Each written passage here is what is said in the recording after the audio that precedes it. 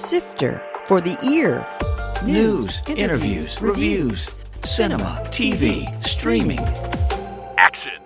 Hi, y'all. This is Jerry Williams, a.k.a. TV Jerry. In a cruel twist, I have someone actually interviewing me. Not here, but on Open Source RVA with my friend Don Harrison. We'll be talking about where this show came from, where it's going, some of the fun guests that have been on, and we'll probably mention my Dirt Woman documentary as well. On Fridays, Open Source RVA at noon on WRIR FM 97.3. It'll be on right after this version of Sifter for the Ear. You're working on an Arthur Ashe screenplay, and actually, it's funny, he's the only monument still on Monument Avenue. Yeah. Where did that idea come from, and where is it now in development? Well, yeah, Hyde Park Productions approached me to write it. So I finished the screenplay and they're very happy with it. And it's moving forward now. They're trying to get actors involved and all of that. That's Kevin Wilmott, today's guest.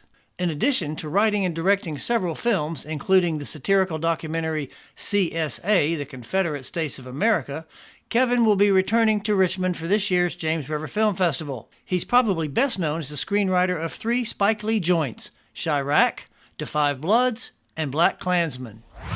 Sifter Review of the Week. The Outfit. Mark Rylance gives another enthralling performance as a quietly reserved English tailor transplanted to 50s Chicago. Most of his regular customers are local gangsters, which results in potentially dangerous encounters. Even though all of the action takes place in one shop, it never feels claustrophobic, partially because of Graham Moore's taut direction and definitely due to the superb acting. The developments seem a bit expected, but the writing is intelligent enough, and there are sufficient twists to make it a compelling little drama. I gave it 4 out of 5 stars. So I'm chatting with writer, director, and actor Kevin Wilmott, who will be at the James River Film Festival again this year, which runs from March 31st to April 3rd. You'll be here Sunday, April 3rd for CSA, which you wrote and directed, and then also to talk about Black Klansman, which you wrote for Spike Lee. Welcome to Sifter, Kevin. Hey, good to meet you, Jerry. Thanks for having me. I looked in your IMDb, and one of the things it says is you were a drama graduate from Marymount College. It's funny because when I went to college, we called it the drama department, but now they call it the theater department. When did it change? Or do you still call it the drama department? I know they call it the theater department too. Yeah, I mean, remember it was speech and drama in our Exactly, day. right. Speech and drama, yeah. I think that they changed that maybe in the 90s or so. I think that started to change. Yeah, maybe it might have been late 80s. And I think the whole thing about speech kind of left as well. That's true. Yes. It's not quite an emphasis about that like it was back in the old days. So, Kevin, why theater in the first place? What made you want to be an actor, director, whatever you were to start with? Yeah, well, really kind of, I didn't have access to film was what it was. I went to the movies every weekend as a kid. Right. We went to grown folks movies. We didn't go to Disney movies. Right. That was below us. Right. I just loved movies. And then as I got older, kind of started to understand the importance of film and all of that. And so the thing I had access to in growing up in Kansas, there was nothing film around here. Sure, really. Right. But we had a great theater department at Marymount College, which was about 40 miles from where I grew up in Junction City. Right. So I was able to get there, and that gave me my start. Okay, great, cool. Now, I noticed in your early days, you were very known as a community activist too. You were doing lots of work in the community. How did that translate to your work in the theater? Did you start out more propaganda oriented, or did that not inform it? Well, I think I've always been influenced by social kind of commentary in films. Social films are probably my favorite kind of film. Right. Dr. Strangelove, oh, wow. The satire really and social commentary go hand in hand. What's kind of called the problem pictures of the 1940s and 50s and 60s, right. that had a big influence on me. The Defiant Ones, Gentleman's Agreement, Guess Who's Coming to Dinner. Those kind of movies that found an entertaining way to deal with social issues. I took my activism and combined it with my love for movies. And that's kind of what's to kind of develop my style. And that brings me to that question. So you started in theater. How did you pivot to film and to movies? Well, movies was always my goal, really, okay. But I'm glad I did theater because I learned so much in writing plays that I don't think you kind of pick up a lot of times in film school. Good point. character development and dialogue, especially. Dialogue's a big one. Right. And rhythm and pacing, all those kind of things. I learned a lot from being in plays with that. And so when I went to school at NYU, that was my real pivot point to learn how to turn it into film. Right, for really. your master's degree. Well, it's interesting you say that because I was a director my whole career, but I always look for theater on the resume because you talk about as a writer, but as an actor too. An actor is so much better prepared if they learn how to create a role on stage. No doubt about it. I mean, acting on stage is, I would argue is harder than in film. Absolutely. You got to sustain an audience. Right. That's a sustaining thing is a huge deal. And then you learn timing and so many things that you learn from the stage that you don't pick up in film. I think the better film actors are stage actors. Absolutely. Really. Absolutely. Speaking of film, you are now an assistant professor at the Film Studies Department at University of Kansas. How do you like being a teacher? Well, I'm actually a professor now. Excuse me. Okay. I did say associate professor. How do you like being a professor, Wilmott? Well, I've done it for a long time now. I've taught, I think, about 20 years now, a little over 20 years. Yeah, it's really great. I think I learn just as much from my students as I probably teach them. Mm-hmm. I've learned a lot from really studying the history of African-American images in film in particular. That really kind of informed my movie CSA and right. and Black Klansman as well. Sure. And we're going to talk about those in a minute, but I want to flash back a couple of years to 2016 when you were here for the James River Film Festival for Destination Planet Negro.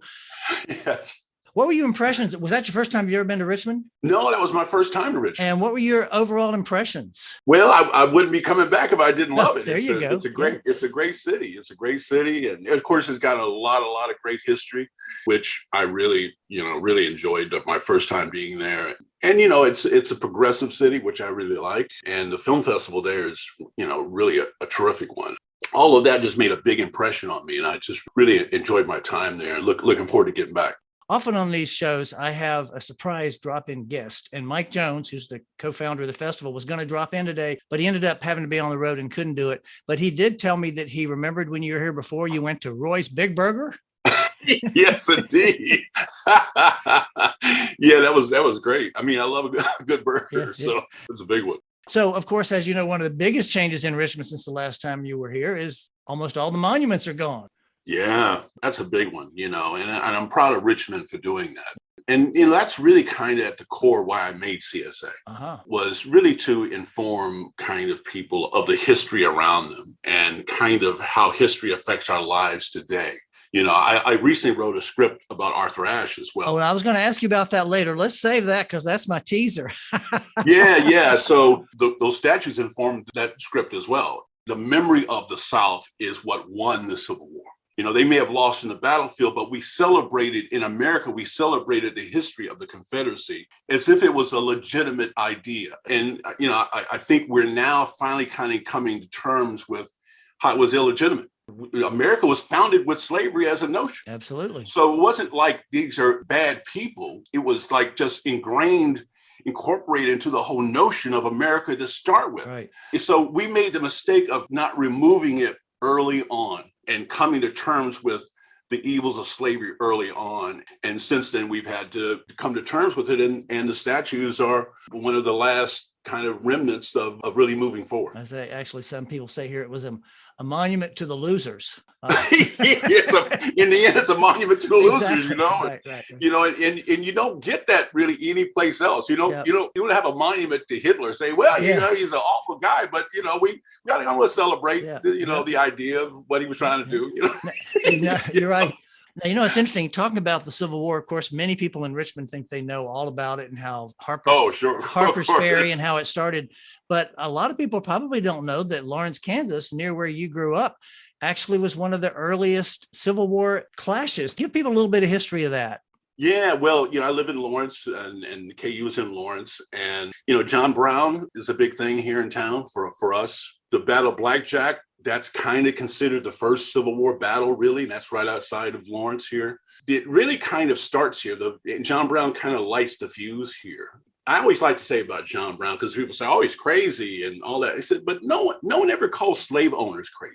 Right. You know, the only white man who's out here trying to actually free slaves, the only guy that was really freeing slaves. I mean, he freed slaves. Right. John Brown did. Right. So he's crazy, but the guy owning slaves, he's not crazy. Right. So it's just another example of kind of how we were taught in this backwards way of thinking, you know, that owning human beings was somehow a normal thing. We've put it off long enough. We've talked about everything around it. Let's talk about CSA. Tell me, what was the idea? And CSA stands for Confederate States of America. Yeah. Where did you come up with this idea of, okay, what happens if slavery wasn't overturned? Well, I think it kind of touches on that thing I mentioned, that I think in a lot of ways the South did win the Civil War in America. Probably the best example is where I live, Lawrence. So Lawrence, we love to say that Kansas was the Free State. You know, Right. My kids went to Free State High School, and the Free State is That was the name of the high school? That was the name of the high school. Oh, cool. Okay. Missouri was a slave state. Kansas was a free state. We were having this big clash with Missouri. And so we were defined as a free state. But after the Civil War, you know, Kansas becomes segregated. You know, we didn't teach the South how to live. The South taught the North how to live. Mm-hmm. That's the thing that really kind of, you know, inspired CSA, because the Confederate flag was still flying over several states Right. at that time I made the film. And just, you know, Hollywood movies that romanticized the Confederacy and kind of celebrated it in various ways. I wanted to make a movie that kind of said, you know, once and for all, that at the core of the Confederacy is slavery. I pledge allegiance to the flag of the Confederate States of America. Learn how we protected the noble institution of slavery. It's about one idea, slavery. It's not about heritage. It's not about all these other things, the states' rights. The right that they're talking about is the right to own slaves. Exactly. Yeah. So I wanted to kind of have fun with that too, in that network kind of Dr. Strangelove kind of way of kind of embracing it and taking it all the way. And so CSA kind of in a satirical way, hopefully kind of goes at the root of that. Definitely satirical and funny. You actually framed it as a British documentary. Was that just because you kind of needed to get objective on the other side of it from across the pond? Yeah, because, you know, it's styled like the Ken Burns Right. series, Civil War. But if the CSA is still going on, they're not going to make a movie kind of about the bad parts of itself, Right, you know. right, of course, yeah. So it's going to have to be an outside kind of entity looking at it. So it's the British kind of looking at us. And, you know, you get to see their commercials and their TV shows and their culture and the bigger world of it, which is really where you get to have a lot of the fun. But for me, a big part of the fun was just kind of showing how the history changes and kind of how the history doesn't change. Yeah. There's a lot of humor in the movie, and it's interesting because you did different styles. You know, some of it is documentary style, and then the commercials, which astoundingly you revealed those commercials were for real products. I don't want to even say some of those names. I mean, Darky toothpaste, you know, and I'm like, I thought these are hilarious. And I thought, oh my Lord, these really, some of them even to the 50s, the restaurant out in California. That's right. I mean, you know, Darky toothpaste is now called Darley toothpaste, and it's still sold overseas with the black character on the label. Yeah. It's still. My friend of mine was recently in China. He brought me back a tube of it. You know, that's incredible. I think now one I think that was not real, but I thought was pretty funny. That was in one of the corner was the MasterCard. Right. Well, you know, those kind of things. I mean, obviously we're having fun, but you know, you can argue in various ways the discrepancy between the rich and the poor in this country. That's beyond black and white. That's kind of all of us. Right. Those kind of things. It is kind of a master and those other guys kind of mentality, you know? Yeah, it's amazing. You've spent some money on all those commercials, and then you had all of that, like you said, the Kinsbury recreation, all the illustrations and photos and all that kind of stuff. You had to recreate all of that. You must have had a pretty big art team on that to create all that stuff. No, we made this movie. I shot the film for $40,000. Wow. Yeah. And of course, you know, using the equipment at Kansas University, and my colleagues helped me, and my actor friends. I mean, we all did it for pretty much nothing. And that's one of the reasons I remained in Kansas and stayed at the university, because that's how I got my movies made, really. And I used my students. So the students learned by working on the films. And, it's been a great kind of way to make movies that Hollywood would have never made CSA in a million years. Absolutely. I noticed you had a little part in there yourself too, as an extra. yeah.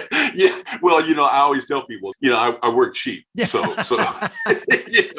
And you always take good direction, right? And I take good direction. I'm easy to work with, Yeah. And it's interesting because, and probably this is obvious because it was the Civil War, but there was quite a bit of Virginia-centric references in there. Was that just because that was where a lot of the Civil War happened, or was that some kind of relationship you had with Virginia? No, it's really just because the country kind of comes out of Virginia. Virginia is kind of where it all kind of starts in so many ways. So, because George Washington is our first president, but he's also a slave owner. Right. Thomas Jefferson is the architect of really America, but he's also a slave owner. It's that duality that kind of we've been dealing with as Americans our whole lives here. And Virginia is really right in the middle of all of them. Right. Good point. Now, last week I had an interview with a director named John Kohler, who was responsible for the first Native American rock opera called Something Inside Is Broken. Wow. And one of the questions I asked him, and I want to ask you the same question, he had a number of times where he had Caucasian white actors having to do really horrible things and say really horrible things to the Native Americans. Obviously, you have some of the same stuff in CSA where you have these white folks just being glib and happy about owning slaves. Did you work with them at all? Was there any kind of overcoming that awkwardness barrier with these people having to say these racist things and do these racist things?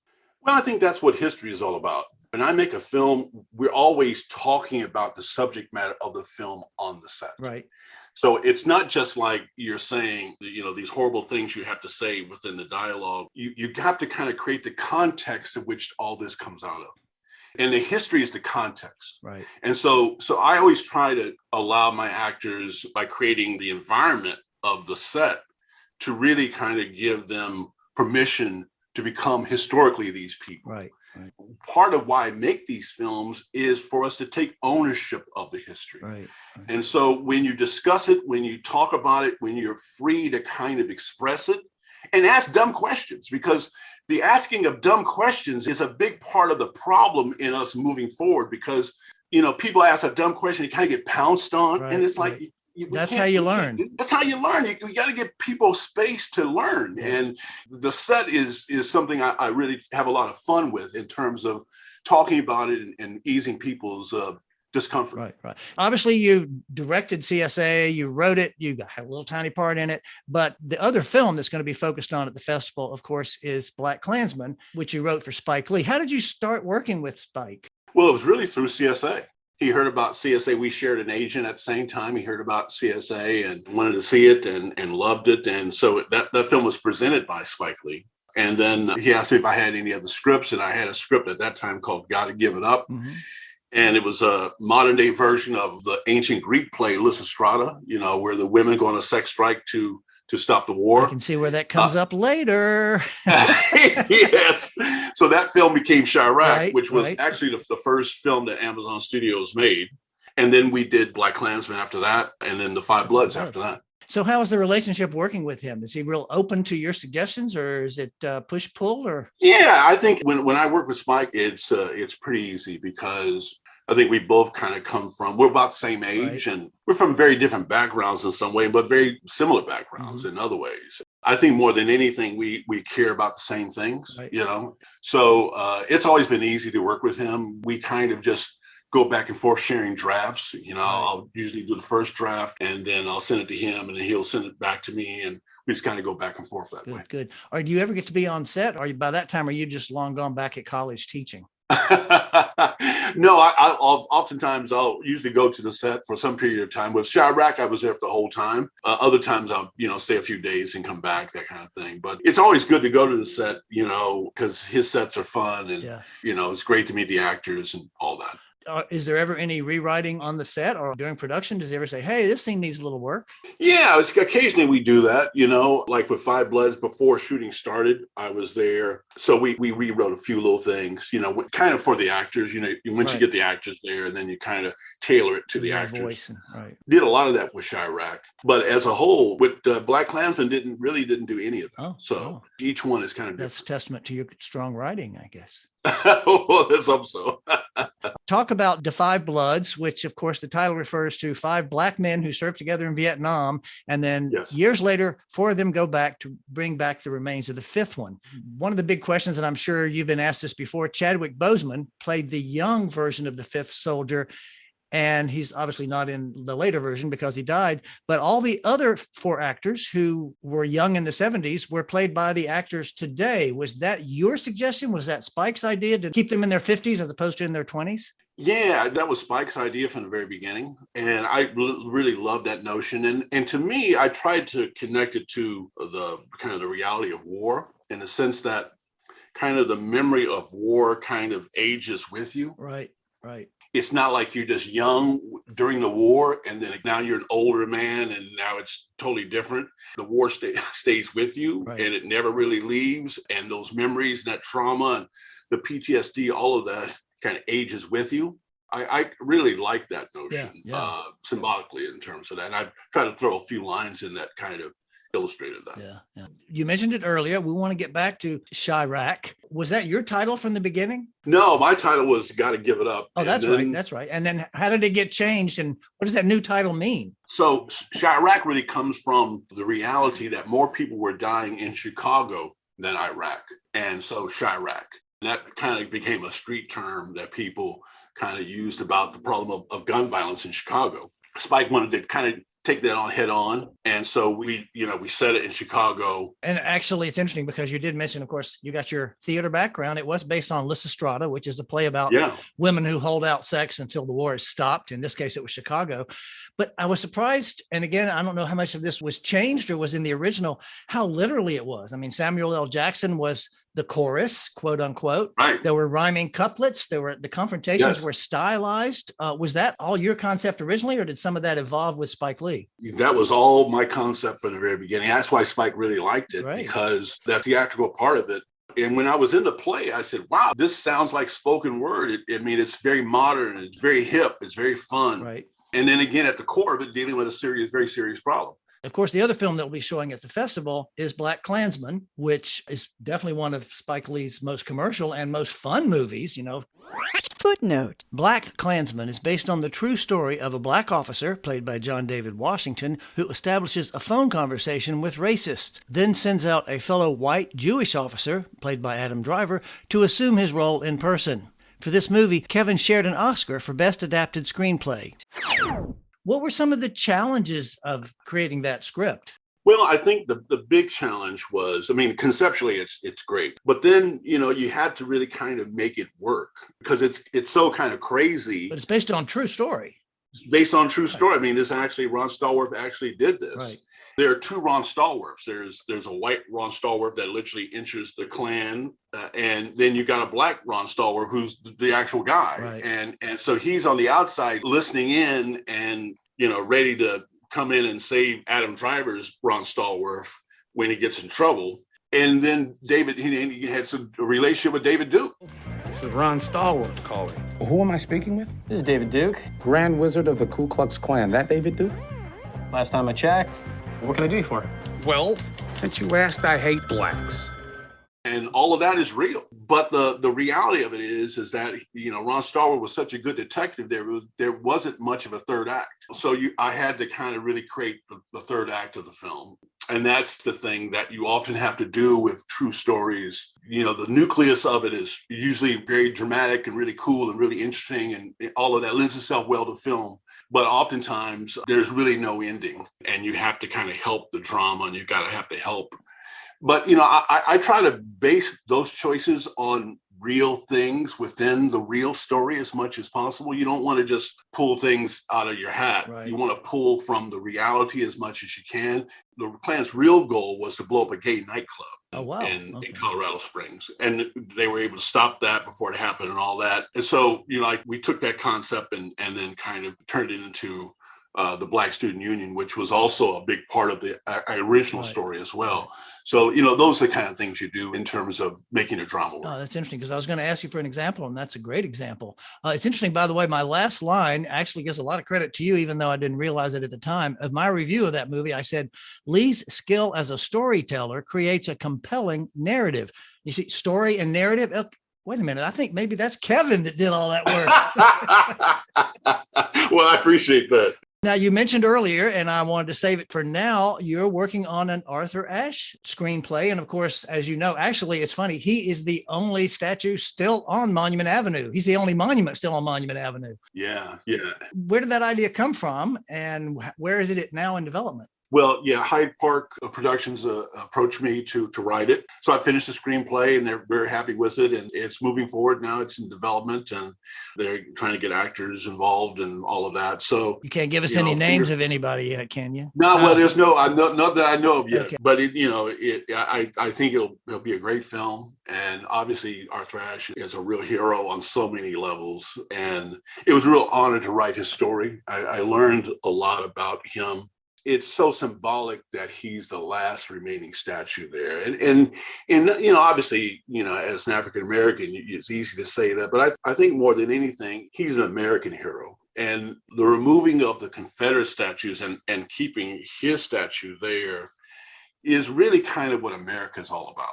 I mean, Richmond really kind of nailed it with that, because Arthur Ashe is a multiracial democracy hero. He opens up so many doors and so many avenues in American life. Personally, that's kind of his heroics. And the fact that he comes out of segregation to do that is what makes him really special. I'm hoping Andy Edmonds, the head of our film office, because they're going to be pitching hard to get that movie shot in Virginia, since it's his hometown right here in Richmond. Yeah, I would love to see that happen. Come back and visit again. Yes, indeed.